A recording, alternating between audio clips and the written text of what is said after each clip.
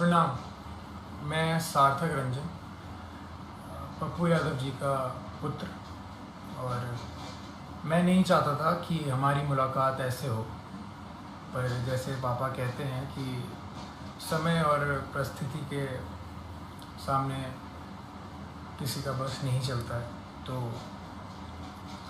प्रणाम स्वीकार करिए मेरा। और मैं कल जो हुआ उसके बारे में बात करना चाह रहा हूँ। कल दो घटनाएं हुई, एक जो बिल्कुल नहीं होनी चाहिए थी और दूसरी के बारे में सोच के सुकून मिलता है। कल हम सब ने मिलकर एक व्यक्ति के ऊपर अन्याय जो हुआ है, हम सब ने मिलकर ट्विटर पे हमने उस ट्रेंड को नंबर 1 कर दिया और काफ़ी घंटों तक रहा। मैंने भी ट्वीट किया घर पे अपने आराम से सोफे में बैठ के, उसे नंबर 1 ट्रेंड की दौड़ पे लगे रहे सोचा। पर वो कल हुआ और कल चला गया है, और अब जब जेल जाने की बारी आई है तो मेरे पिता अकेले हैं। कल 9 बजे से लेके आज सुबह 3 बजे तक वो सिर्फ एक मुजरिम की तरह ट्रीट हुए हैं, और मैं जानना चाहता हूँ कि उनका जुर्म है क्या। हॉस्पिटल्स की जो हालत है बिहार में, उसकी सच्चाई दिखाना जुर्म है, या दवाइयाँ नहीं हैं तो जिनको ज़रूरत है उनको दवाइयाँ पहुँचाना जुर्म है, लोगों को खाना देना जुर्म है, या जो काला बाजारी चल रही है दवाइयों की उसको पेश करना जुर्म है। सबसे बड़ा जुर्म मेरे को ये लग रहा है कि एक नेता के घर पे जो छापा मार के उन्होंने आप लोगों के लिए जो एम्बुलेंसेस यूज़ होनी थी वो बस घर पे पड़ी हुई थी, और वो बस ये चाह रहे थे कि वो सारी एम्बुलेंस यूज़ हों आप लोगों के लिए। मुझे लग रहा है कि यही जुर्म उनका सबसे बड़ा रहा। जब ऐसा व्यक्ति अकेला पड़ जाए जो रात दिन सेवा करे लोगों की और लोगों के लिए ही जिए, अपना सब कुछ छोड़ के, अपना सब कुछ त्याग के। हम लोगों ने बोलते थे आ जाइए, आप वापस आ जाइए, ठीक नहीं है, रिस्की है, सही नहीं रहेगा, मगर उनका एक ही कहना था हमेशा कि बिहार के लोगों को मेरी ज़रूरत है, और मैं बस वही कर रहा हूँ। अपने बारे में, अपनी जान के बारे में बिल्कुल ना सोचते हुए वो बस आप लोगों के लिए काम रात दिन करते रहे। हॉस्पिटल में छापा मारना हो तो पप्पू यादव जाएंगे, खाना देना हो तो पप्पू यादव देंगे, दवाई देना हो तो पप्पू यादव देंगे, बेड चाहिए, ऑक्सीजन चाहिए, एम्बुलेंस चाहिए तो पप्पू यादव करेंगे। अभी हमारे बीच पप्पू यादव कौन बनेगा? कहाँ से लाएंगे हम दूसरा? हम उन्हें अकेला इस टाइम पे नहीं छोड़ सकते। मैं बेटा हूँ इसलिए ये सारी बातें कर रहा हूँ, नहीं। अगर मैं सिर्फ एक बेटे की तरह सोचता तो शायद मैं उनको ज़बरदस्ती बहुत पहले घर बुला चुका होता, पर मैं एक नागरिक की तरह सोचूं तो बहुत बुरा लग रहा है। जो आदमी रात दिन एक करके सिर्फ दूसरों के लिए जिए और उसके साथ ऐसा अन्याय हो, ये बिल्कुल मंजूर नहीं है, ना हम लोगों को मंजूर करना चाहिए। मैं पहली बार आया हूँ आप सबके सामने, और ये बिल्कुल भी एक्सेप्ट करने वाली चीज़ नहीं है जो हुआ है मेरे पिता के साथ। कल से हुए जा रहा है और अभी भी हो रहा है। बाढ़ का पानी हो, बाढ़ के पानी में चलना हो, या इस महामारी के टाइम पे हॉस्पिटल जाना हो या भीड़ में जाना हो या मुर्दा घर जाना हो तो सिर्फ पप्पू यादव ही जाएगा, और जेल जाना हो तो सिर्फ मेरे पिता पप्पू यादव ही जाएंगे।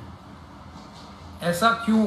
ऐसा मैं समझ नहीं रहा हूँ, ऐसा हो क्यों रहा है, ऐसा होता क्यों है? हमेशा एक आदमी जब दूसरों के लिए जिए जा रहा है 24 घंटे, तो जब उसको ज़रूरत पड़ती है तो वो हमेशा अकेला कैसे पड़ जाता है? हमेशा उसकी आंखों में आंसू रहते हैं हर एक काम करने के बाद। हम अकेले पड़ जाते हैं, उसका पूरा परिवार अकेले पड़ जाता है। हम क्यों अकेले रह जाते हैं जब वो व्यक्ति रात दिन बस दूसरों के लिए जीता है? तो दूसरे क्यों नहीं खड़े हो सकते उसके लिए? क्यों नहीं आवाज निकाल सकते? क्यों नहीं हम अगर एक पप्पू यादव बिहार के लिए इतना कर सकता है तो सोचिए 2 पप्पू यादव या 10 पप्पू यादव या 1 लाख पप्पू यादव कितना करेंगे। मैं कहूँगा मेरे पिता का नाम सिर्फ एक नाम नहीं है, वो सिर्फ एक व्यक्ति नहीं है, वो एक जुनून है। वो जुनून हर एक के अंदर रहता है।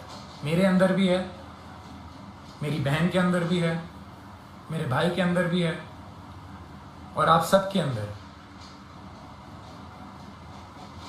वो सारा जुनून एक साथ अगर काम करे तो हमारा जो पहला पप्पू यादव है वो कभी अकेला नहीं पड़ेगा। मैं दिल से खुशगुजार हूँ आप सबका कि हम सब ने कल बहुत बहुत प्यार दिया, बहुत स्नेह दिया मेरे पिता को। पर अभी रुकने की बारी नहीं है। उनको अभी तक हरास किया जा रहा है, और किस जुर्म में ये सज़ा उनको दी जा रही है मैं ये पूछना चाहता हूँ। और जिनकी वजह से हो रहा है वो बहुत अच्छे से जानते हैं कौन कौन है, और ये बिल्कुल ना समझें कि किसी को नहीं पता है कि किसकी वजह से हो रहा है ये और क्यों हो रहा है। यहाँ कोई बच्चा नहीं है और कोई डरा हुआ नहीं है। पप्पू यादव ना कभी किसी से डरा है, ना कभी डरेगा। जब ये जुनून हर एक के अंदर है और हर एक बंदा, हर एक माँ, हर एक बेटी, हर एक भाई जब उसके पीछे खड़ा रहेगा और उसको पूरा विश्वास है कि हर एक बिहार का व्यक्ति उनके साथ है, वो कल साबित हुआ है। मैं बस ये कह रहा हूँ कि वो सिर्फ कल पे ही सीमित नहीं होना चाहिए, ये मुहिम चलती रहनी चाहिए। यही मेरे पिता का सबसे बड़ी जीत है।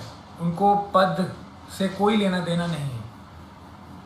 उनकी सबसे बड़ी जीत ही इसमें है कि उनके साथ सारे सच्चे लोग खड़े रहें, पूरा बिहार खड़े रहे, बिहार खुश रहे। उनकी सबसे बड़ी जीत यही है। तो जब हम सब में ये जुनून है तो हम सब मिलके इस मुहिम को, इस भ्रष्टाचार के खिलाफ जो हमने मुहिम छेड़ी है, जो ये भ्रष्टाचार मेरे पिता के खिलाफ हो रहा है, जिस जुर्म में जो कोई नहीं बता सकता, जो कोई बता ही नहीं सकता कि जुर्म है क्या। मैं चाहूँगा हम सब एक साथ मिलके इस भ्रष्टाचार के खिलाफ जो मुहिम मेरे पिता ने छेड़ी है, लाखों की कतार में हम एक सब मिलके इसके खिलाफ आवाज़ उठाएं और मेरे पिता को जो जीत हमेशा देखी है उन्होंने बिहार के लिए, वो रास्ता, वो राह, वो पथ पे हम सबको चलते रहना है। इसी में उनकी सबसे बड़ी खुशी और सबसे बड़ी जीत है।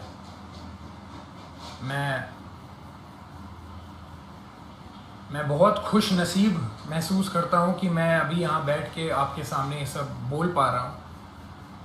ये मेरे पिता का संघर्ष ही है जो इतना प्रेम उन्हें मिलता है, और उनके नाम की वजह से मैं यहाँ पे बैठा हूँ तो आप सबके बीच में मेरी आवाज़ जा पा रही है, उनके संघर्ष को हम सबको मिलके उसकी आग को उठा के ही रखना है, बुझने नहीं देना है।